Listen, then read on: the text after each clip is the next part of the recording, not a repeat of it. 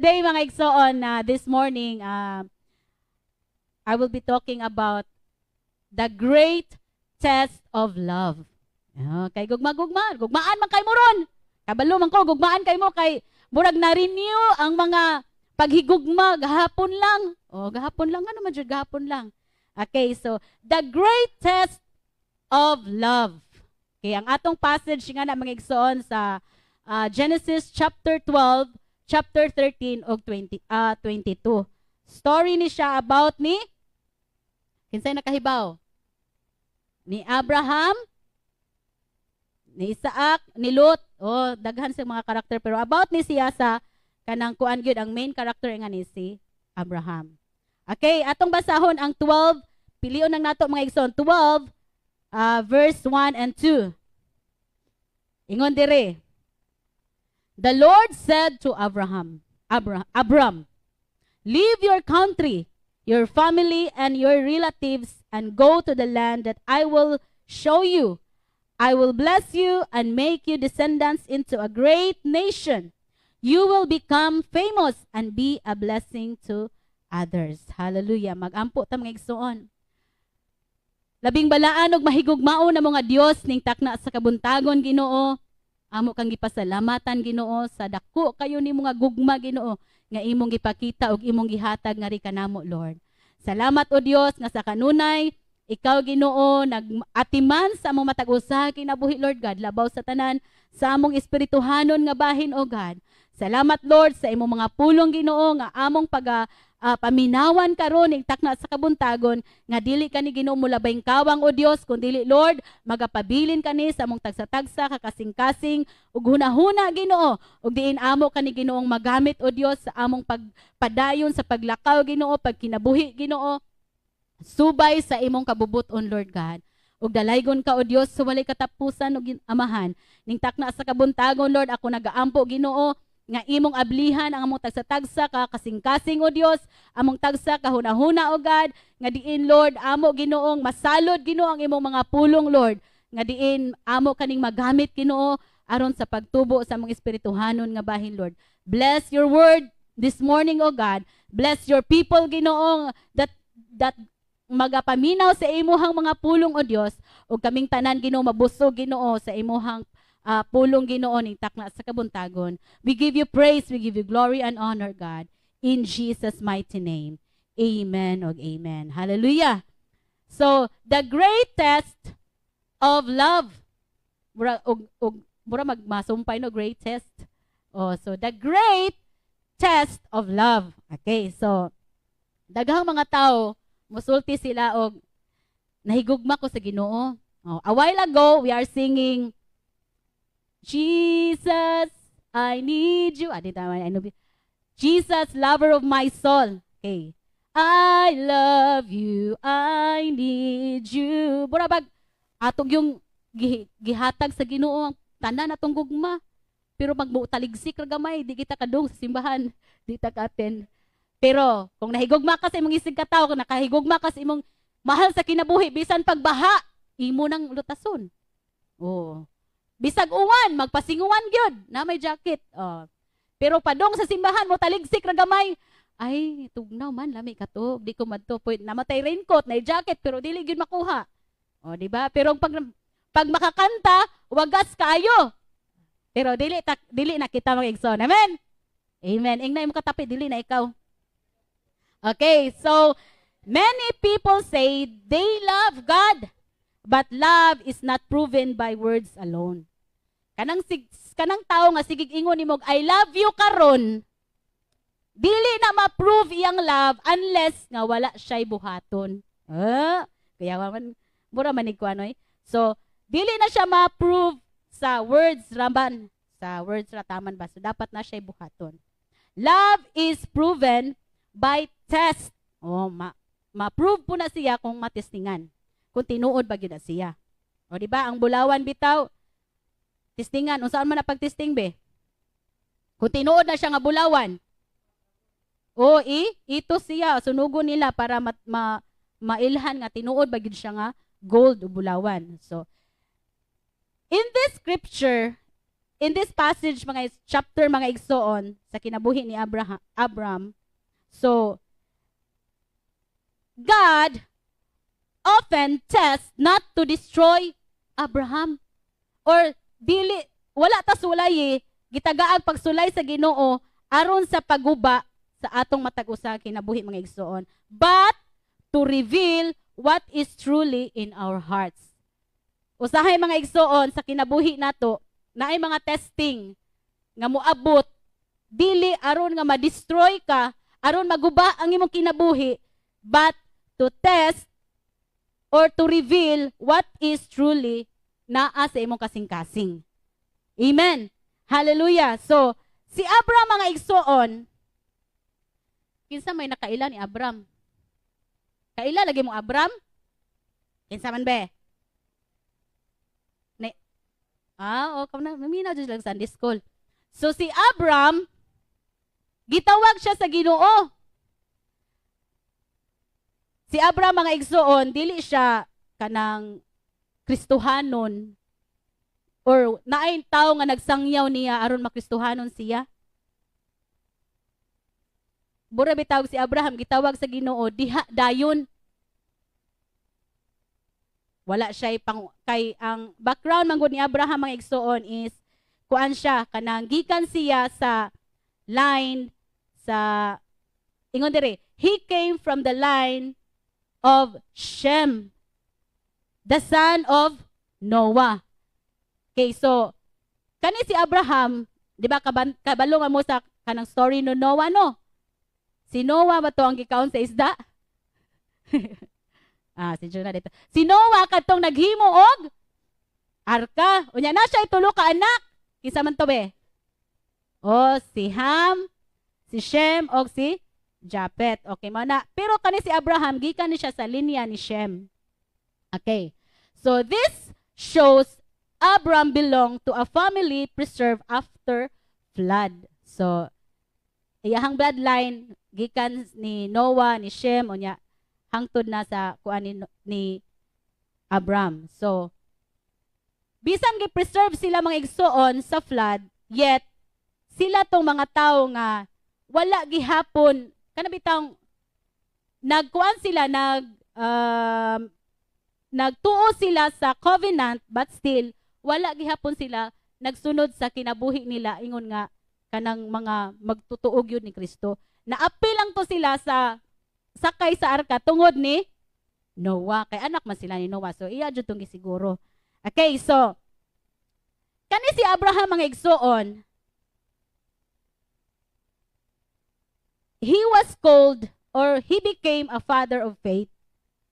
Ngano mang nahimo man siyang father of faith mga igsoon. Abraham became father of faith because he trusted God completely. Before, during, and even when circumstances seems impossible. So, si Abram, na gitawag siya og father of faith, tungod kay, aduna siya kumplito gyud buo ba nga pagtuo sa Dios. Ikaw kuno be kanang wala juga kahibalo about sa God kay kuan man siya kanang ang iyahang mga tao sa kauban sa una kay ni grow man si Abram ni grow siya in an idol worshiping environment. Grabe kaayo ang mga tao dito dapit sa ilaha, nag-worship og mga idols. Mao na ang kinabuhi didto sa lugar nila, community nilang Abram. Unya, polytheistic sila ang ilang gituohan. Ang ilang culture is polytheistic, daghan silang mga Ginoo. Daghan silang mga Ginoo nga gisimba, mga environments, kung makakita silang kahoy nga kuan, ilang simbahon, bungan, bisag unsa nga naa sa palibot. Ingana ang ilahang culture. Okay, so si Abram become a father of faith because sa pagtawag sa Ginoo niya, gitawag siya, giingnan siya sa Dios. Abram, leave your country, your family, and your relatives and go to the land that I will show you. Di ka litra mag nag-istorya ingana. ikaw mangigsuon ug naay mo istorya nimo ingan na mo ditso ka kag sunod sa iyang istorya. Kung naay tawo nga miingon nimo, "Oy, Shanice, adto ta sa kuan. Biyai imong ginikanan, biyai undang sa pag-eskwela kay mangadto ta sa lugar nga daghang bulawan." Nya wa kaila niya. Kay kuan ba siya, wala ba siya nagsimba sa Dios gyud. Ang iyaha ba ila ba yang culture kay kuan ba sila kanang daghan silang mga idols nga gipang simba, mga das environment nila. So gitawag siya father of faith tungod sa iyahang dako or kumpleto nga pagtuo diha sa Ginoo. He believed God's promise without proof. Gituohan niya dayon ang saad sa Ginoo. Bisag wala pa siya nakita nga proof.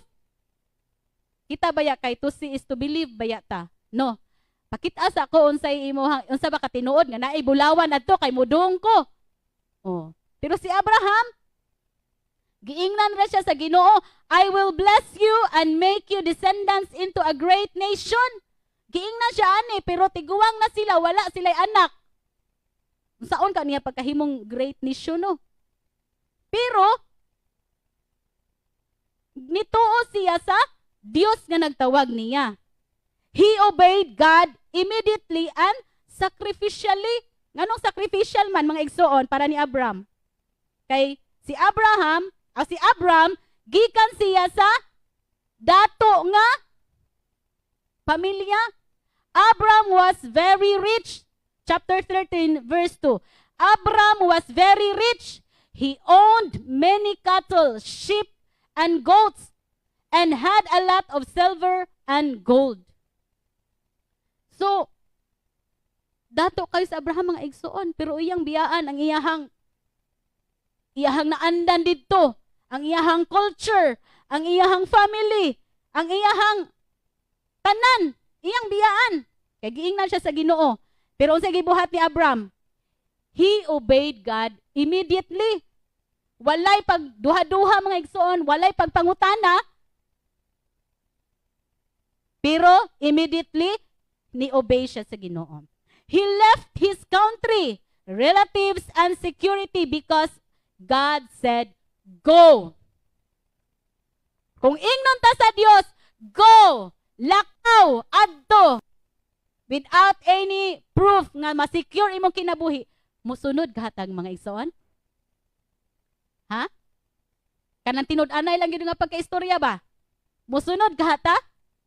Magduha-duha dyan to no? Kahinumdum ko ba? When naapa mi sa Tagbilaran, nag-associate pa si Pastor Dion kami dito sa church. Pag ingon ni Pastor Randy o ni Pastora Dochi nga kanang magpioneering mi diri sa Panglao. Kanang naadyoy panahon mga igsoon nga kanang doubtful ko, nagduha-duha ko. Nihilak jud ko sa Ginoo, hala Lord.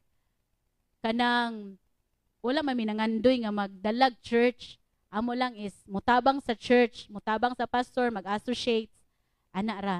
And then ako pong gitanaw sa kinabuhi po ni Pastor Dion nga kanang para nako lang ba tawhanon nga paghuna-huna o pagbati nga kaya baka sa ako ang kaya baka ni Pastor Dion nga magpioneering mi nga kanang nga na raman jud ta kanang mura bitaw sa imo rang kutob makit-an ba.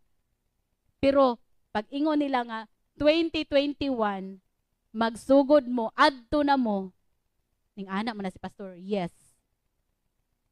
Ining anhim eh. So, kami to duha nag-istoryahanay ni anak ko nga. Ninghila ko nga dili lagi ko kay naay duha ka bata gagmay pa niya. Kabalo ko kung unsay kinabuhig pioneering. Gamay pag members, pila pa mi kabuk adto, sila pa Ate Lorna, si Ate Nina, gamay pa jud kaayo. Unya mga kauban sa church adto, ubanan mi dire. Pero si Pastor Dio niingon jud siya og yes. Yes to the Lord. Pag ingon niya yes, ning ingana ko niya kay asawa man ko, so I have to submit to you sa imuhang mga plano kay I believe nga ang Ginoo maoy nagkuan nga ni ordain tanan. So he obeyed immediately and sacrificially. Nganong sacrificially man mga igsoon? Kay dito sa Tagbilaran, nagstay mi adto, wala mi laing hunahon, kuryente, walay bayad kuryente, walay sa pagstay sa kanang balay, dito sa church wala puy bayad, pero ang amo lang is amo ang food. Ana ba unya? Naman mi duha, kaming duha naman mi duha kanang allowance. Nag-work ko sa project nya at the same time napod siya sa church as pastoral staff. So naa jud mi duha allowance. Just this niya nga time nag-eskwela pod siya sa private school. And then kanang mura bitag routine na lang ko na naka sa comfort zone ba nimo ba? Okay ra kaayo, makakaon mo, makatigo mo, ingana jud. Pero sa dihang gitawag adunay plano ang Ginoo to go. Kabalo ba mo mga igsoon? Katong nagsugod mi diri sa Panglao. Didto sa dili pa diri didto sa Marina. Dili Marina sa Northland resort na siya. At mi sa restaurant, ang among mga membro dito mga igsoon, mga bata, taga barangay bata. Isakay patuog kanang tricycle ni Pastor Dion. Nya gikasabaan mi kay ngano ang mga bata manakay dit apil ang lubot, mangapyot ba. Unya palamuot pa jud kayo samot nag-ingaron ulan-ulan. Maulaw kaayo mi sa resort kay ngano ag mga tiil lapo kaayo nya manood atong resort ba. Nya daghan ba sila kayog mga guest adto. Unya naa dito mo dong silang Ate Lorna mo simba so pero kadaghanan jud mga bata ginaman sa man mga membro ni Pastor Dion mga bata. Children church murag ana ba. Pero giampo jud to namo nga sa kaning mga bata nga gitamnan sa pulong sa Ginoo managko ni sila nga makaila gyud sa Ginoo. And then that was kanang bura bitag nakapa-encourage pod, gitrain mi sa Ginoo how we are going to kuan ba understand sa iyahang kabubuton. Kay kung ato ra jud ka galingon mga igsoon, dili ko moadto Lord. Wala mi ingon nga kanang mga members nga daghan na. Unya dili po pud mi makaingog secure mi. Pagbalhin na mo diri 2021 mga igsoon, balay ra man jud ni nga amakan. Unya pagsugod adto gabok na kaayo ang bungbong. Sige ko gunahuna nga nya ang amo simbahan kanira diri kani kay kwarto man ni diri. So diri rami piot kaayo. Ana ra jud. Nya diri kusina man ni. Pero ang Ginoo mga igsoon naghatag siya dako kaayo nga paglantaw.